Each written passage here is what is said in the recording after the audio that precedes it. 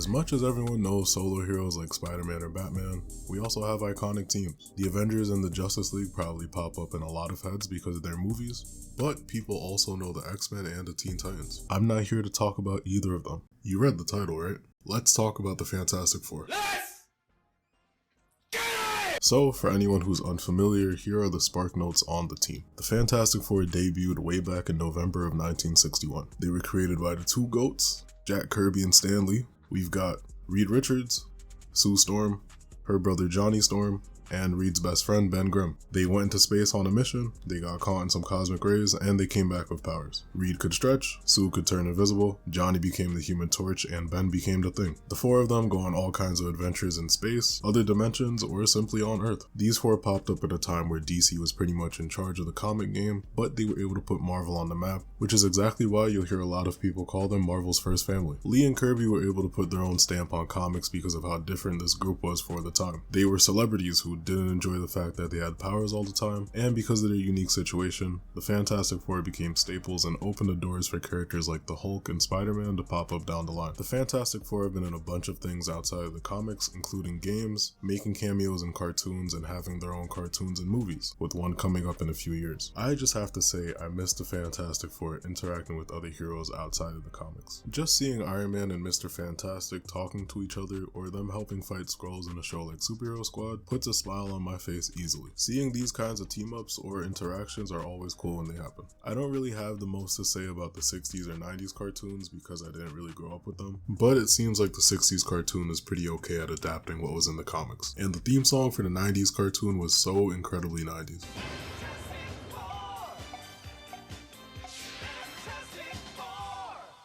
This cartoon started with the four on a talk show explaining their origins, and I thought it was pretty cool. They also showed up in the 90s Spider-Man cartoon for its Secret Wars arc, and it blew my mind when I was little. After that, there was Fantastic Four World's Greatest Heroes, which ran for 26 episodes in 2006. I do remember watching this one on Nicktoons growing up, and I thought it was pretty good. That would be their last solo series, and after all that, they made appearances in Avengers, Earth's Mightiest Heroes, and Hulk and the Agents of Smash, a show I completely forgot existed until making this video. These cameos instead of actual shows were the first signs of how Marvel would scale back appearances of the Fantastic Four, but I'll get into that a bit later. Let's talk movies. I gotta say it up front, I love the two Fox Fantastic Four films of the 2000s so much, and I can't hide it. They cooked, and you can't tell me otherwise. These movies were my introduction to the Fantastic Four, so nostalgia is crazy whenever I watch either one. The first time I saw them was on TV on the FX channel, and if you know, you know.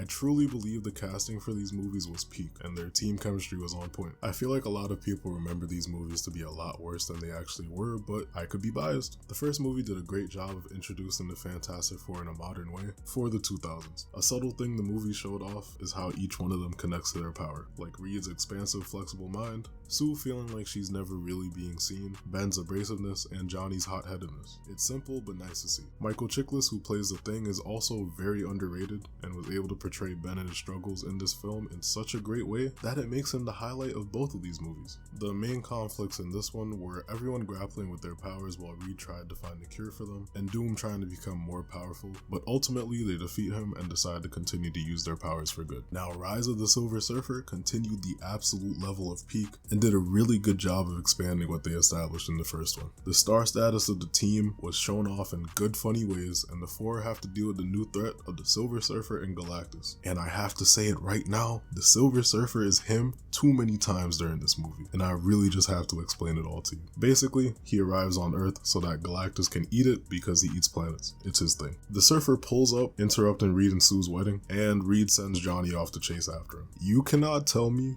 this man was not trying to make wallpapers moving like this. Sin. He takes Johnny down effortlessly and dips. When he shows up again, he deals with these soldiers by absorbing a missile with his surfboard. He bobs, he weaves, and he takes them out by clapping his hands. The only reason why he got stopped was because of a device Reed created, along with help from Dr. Doom, who's all healed up from the last movie because of the Silver Surfer. He's a reformed man and he wants to help save the planet. The Surfer gets captured and explains what Galactus is. Meanwhile, plot twist, Doom goes back back to being Doom and steals the Surfer's board for himself, getting the power that comes with it. Look at what he does to this general.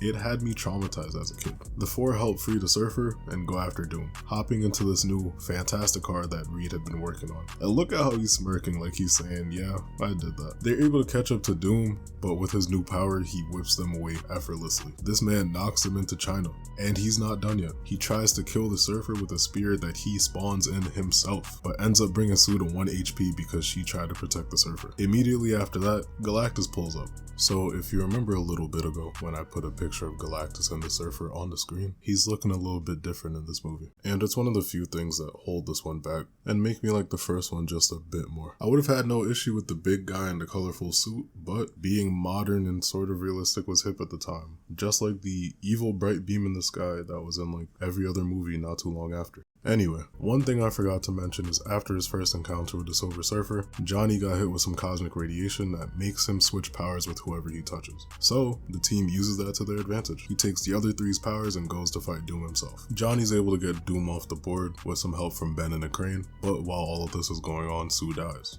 However, my boy, Norrin Radd, is about to get to work. The Surfer calls the board back over to him ever so smoothly with one hand, steps on, and gets his power back. Reed tells him he has to go, but he looks down at Sue and hits her with a quick revive because he's just like that. Before he heads out, he even hits Reed with some advice. Treasure each moment with her. Then he gets to work. We get a full circle moment as Johnny gives him a boost while he's flying up to Galactus. The Surfer pulls up, says, "I will no longer serve," and charges up one more IG-worthy flick before ending Galactus. And he saves the day sacrificing himself. Johnny even gets fixed and he's not swapping powers anymore. Reed and Sue are finally able to get married, and the end. Nah, I'm just playing with you. We cut back to space, and guess who's still alive? Him. I love these movies so much, man. I want to talk about Julian McMahon's Dr. Doom a little more because who doesn't know Dr. Doom? He's one of the most notorious villains and biggest haters in all of fiction, especially when it comes to anything involving this man right here. I thought he did a solid job in both movies. In the first, he came in having smoke against Reed instantly, and he did a great job of really capturing Dr. Doom's hater energy. Victor, if we could understand... I don't want to understand it! This isn't one of your science projects. I just want to fix it. I love that they didn't kill him off at the end of the first one either because that would have been crazy. I feel like he's a good starter Doom, if that makes sense. For the most part, he was just an evil businessman who gained powers, but for the average Joe who doesn't know his comic history or how deeply involved he is with the Fantastic Four, and especially as a rival to Reed, I don't think these movies are a bad place to start, and that's how I feel about them in general. These two movies played a big part in me liking comics and superheroes as much as I do, and honestly, I hold them up as high as I do Sam Raimi's Spider-Man films and whatever cartoons I watched at the time. They made me make comics about me and my siblings being heroes. I made a lot of comics growing up. They were just made with a lot of heart, and the next makes me wish I had a neuralizer from Men in Black.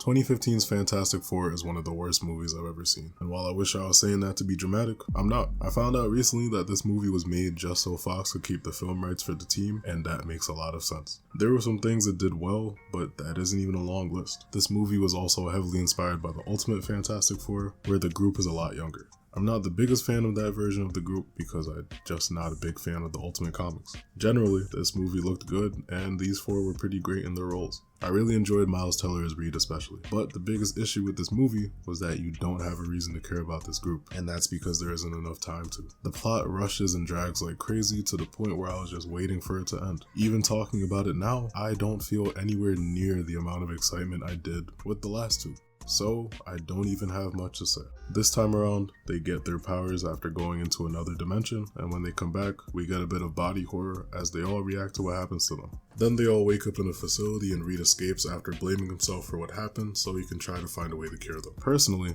I feel like one of the quintessential parts of a superhero origin story is seeing the hero grow into just that, a hero, by figuring out their powers or learning some kind of lesson along the way. But instead, we're greeted by a year-long time skip where Reed has been living alone and the other three have been working on their powers and completing training drills, all off screen. From what the movie shows us, that would have been maybe like 90% of the entertainment compared to what happened happens for the rest of the story. This movie just has a horrible version of Doctor Doom too. They make him hate Reed because he's Doctor Doom and he has to, and he ends up getting stuck in that other dimension and comes back with powers wanting to take over the world. If I said it fell flat, that would mean it took off in the first place. I feel like you have to try your hardest to make a Doom worse than this one. The design is dumb, his powers are dumb, and this whole movie just reeks. Oh, what's that? It's one of those evil sky beams I was talking about earlier. Alright, I'll stop bashing this one for a sec because it is a victim of the infamous studio intervention. Boo! It isn't actually the vision that the directors and producers had. There were a whole bunch of rewrites and changes to the story. From what I read, the original story had some good notes, like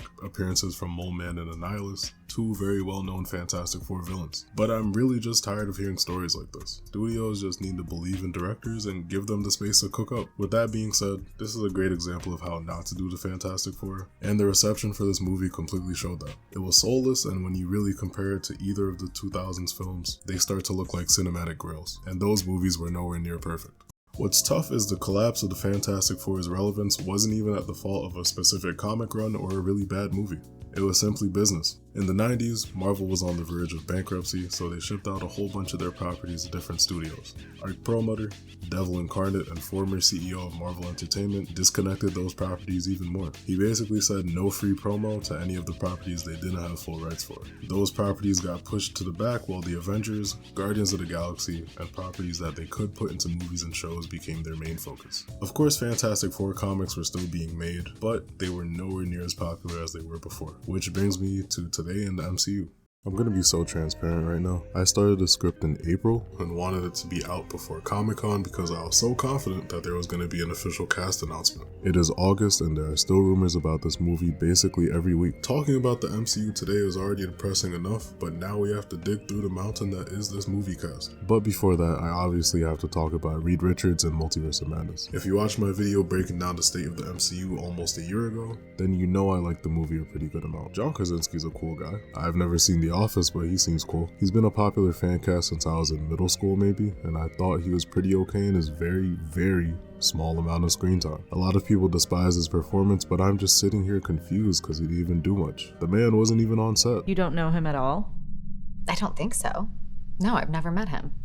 I like the MCU-ified suit that a lot of people complain about on Twitter. It's a nice shade of blue, nice design on the fort too. It's okay minus all the lines. Whenever I think about this upcoming movie, I just start to foam at the mouth and my ears start ringing because it's a mess. It was announced that this movie was in development in July 2019.